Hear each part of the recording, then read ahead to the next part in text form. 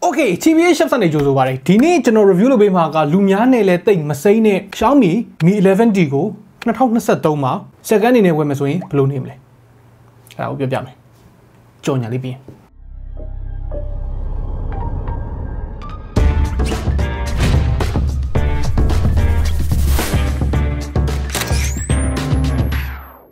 Wow, ultra clear.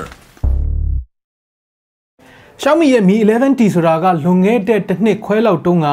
Xiaomi Mi 11 series ကိုမှ Mi 11ထက်တစ်ဆင့်ပိုနေတဲ့ series အနေနဲ့မိတ်ဆက်ခဲ့တဲ့ဖုန်းလိုင်းနဲ့သူ့မှာ variant 2မျိုးရှိတယ် Mi 11T ရဲ့ Mi 11T Pro ရဲ့ကျွန်တော်ဒီနေ့ review လုပ်မယ့်ကောင်က Mi 11T ဒီဖုန်းကထွက်ချင်းတုန်းကကျွန်တော် TBH Labs နားထားတဲ့အချိန်ဖြစ်နေတဲ့အတွက်ကျွန်တော် review မလုပ်ဘူးပေါ့နော်ဆိုတော့ကျွန်တော်အနေနဲ့ကတော့ဒီဖုန်းကအဟောင်းဆိုပေမဲ့အသစ်ပဲဆိုတော့ဈေးနှုန်းအနေနဲ့စပြောအောင်ဒီကောင်ကအခုလောလောဆယ်စက္ကန့်အနေနဲ့ဝယ်မယ်ဆိုလို့ရှိရင်9သိန်းဝန်းကျင်ရှိမယ် global ရမယ်ပေါ့နော်ဆိုတော့ကဈေးနှုန်းအရကRedmi Note 12 Pro အသစ်နဲ့အရန်ကြီးမကွာဘူး Redmi Note 12 Pro အသစ်ကတော့နည်းနည်းလေးတော့ပိုတက်တာသေးတယ်ပေါ့နော်ဆိုတော့ Redmi series ကအသစ်ကိုဝယ်ရမလား Mi series ကမှအဟောင်းကိုဝယ်ရမလားပထမဦးဆုံးကွာခြားချက်လေးကိုစပြောအောင်ပထမဦးဆုံးသူ့ရဲ့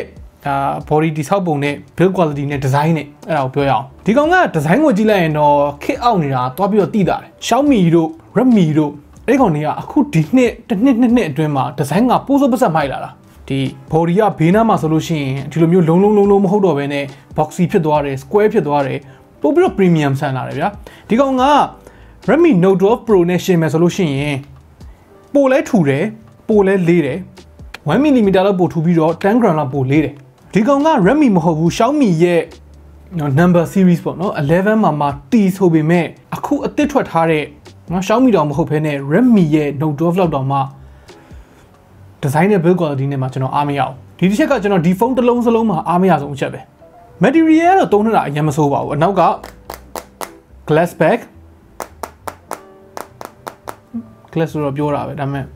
wireless charger မှာညာမပါဘူးဒါပေမဲ့မသိဘူးခန်းစားချက်ကြီးက plastic ခန်းစားချက်ကြီးရတယ်ဘေးဘက်က aluminum frame နဲ့လာမယ်အပေါ်ဘက်မှာ speaker ပေါက်ရယ် IR blaster ရယ်အောက်မှာ speaker ရယ် USB-C ရယ် SIM tray ရယ်ပါမယ်သူ့ရဲ့ display size က 6.67 inches ရှိတယ် 120Hz AMOLED ဒါပေမဲ့fingerprint ကတော့ Redmi Note 12 Pro မှာလိုမျိုးပဲ side mounted နဲ့လာတယ် under display fingerprint မဟုတ်ဘူးဒါပေမဲ့မြန်တယ်ကျွန်တော်ကတော့ဒီနေရာမှာ complaint မရှိဘူးသူ့ရဲ့ display က brightness လေးတော်တော်ကောင်းတယ်ပြောရရင်သူ့အရင်တုန်းကထွက်ထားခဲ့တဲ့ flagship တွေထက်ကို display ဘက်မှာကျွန်တော်ပိုအားရတယ်ဥပမာအဖြစ် Samsung ရဲ့ S20 FE တို့ဘာလို့နဲ့ရှင်းလိုက်ရင်သူ့ရဲ့ display ကအများကြီးကိုတာတယ်ပြီးတော့ဒီကောင်မှာ IP53 water resistant လည်းပါတယ်အဲ့ဒါလည်း Redmi Note 12 Pro နဲ့အတူတူပဲသူ့ရဲ့ stereo speaker quality ကတော်တော်လေးကောင်းတယ်ဘယ်ညာအတန်ထွက်တော်တော်မျှတယ် bass မှာလည်းလုံလောက်ရှိတယ် full sounding ဖြစ်တယ်ပေါ့နော် Harman Kardon ဘာညာအဲ့ဒါတွေတော့မပါဘူးဒါပေမဲ့ကိစ္စမရှိဘူးဒီကောင်မှာသုံးထားတဲ့ SoC က Dimensity 1200ဆိုတဲ့ကောင်အဲ့ဒီ Dimensity 1200က Snapdragon 888ပေါ့နော်888ပေါ့အဲ့ဒီကောင်နဲ့နီးစပ်တယ် Snapdragon 888လောက်တော့မကောင်းအဲ့ level တော့မဟုတ်ဘူးဒါပေမဲ့ Snapdragon 865ဘာလို့ထက်တာတယ် Snapdragon 865ထက်တာတာဖြစ်တဲ့အတွက် Snapdragon 778ထက်တာတယ်ပြီးတော့ Redmi Note 12 Pro တို့ဘာလို့မှသုံးထားတဲ့ Dimensity 1080အဲ့ကောင်ထက်လည်းပိုတာတယ်ဒီကောင်ရဲ့ performance က flagship level နီးပါးကိုရှိတယ်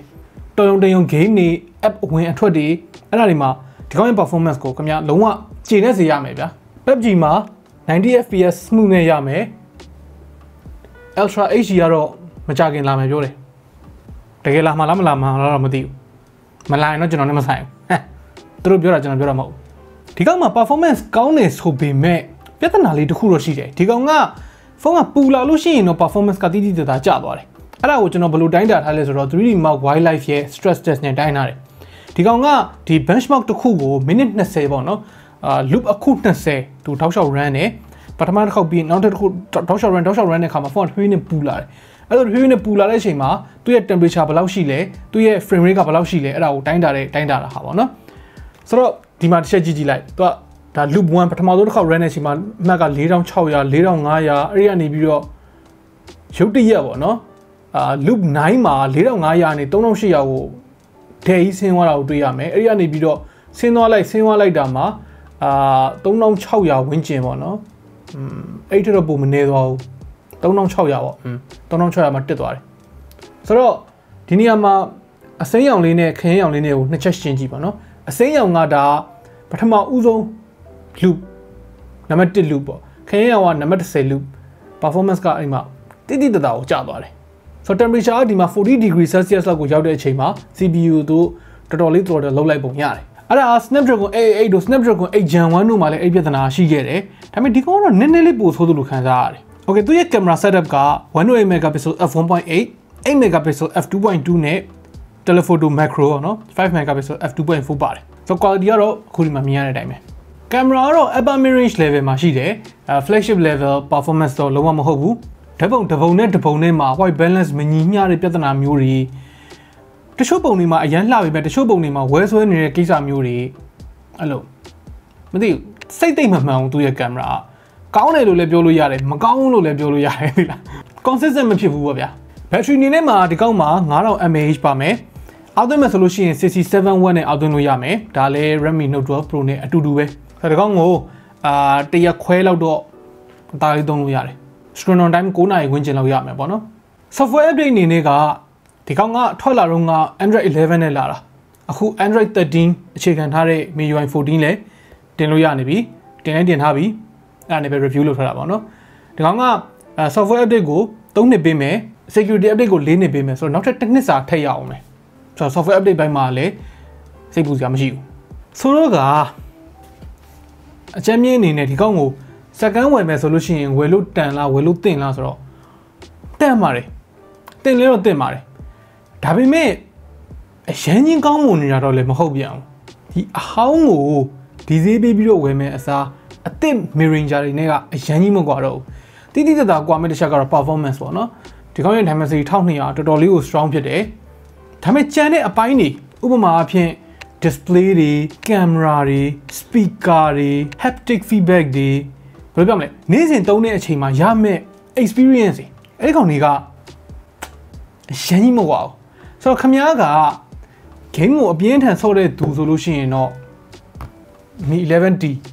အဆင်ပြေတယ်ကောင်းတယ် price to performance အကောင်းဆုံးလို့ကျင်တာဆိုရင်တကယ်မိုက်တယ်ဒါပေမဲ့